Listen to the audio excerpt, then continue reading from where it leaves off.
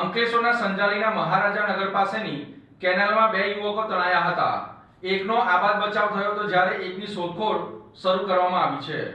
અંકલેશ્વરના સંજાલી ગામના મહારાજા નગર પાસે ઉકાઈ જમણા કાંઠા નહેરમાં બે યુવકો નાહવા માટે ગયા હતા, પરંતુ પગ લપસી જવાના કારણે કેનાલના પાણીમાં ખેંચાવા લાગ્યા હતા. જો કે રિક્ષા ચાલક જુબેર સિદ્ધાર્થે પાનોલી ફાયર વિભાગમાં જાણ કરતા ફાયર જવાનો દોડી આવ્યા હતા અને એક યુવકને બચાવી લીધો હતો, જ્યારે એક યુવક કેનાલમાં તણાઈ જતા તેની શોધખોળ હાથ ધરવામાં આવી રહી છે.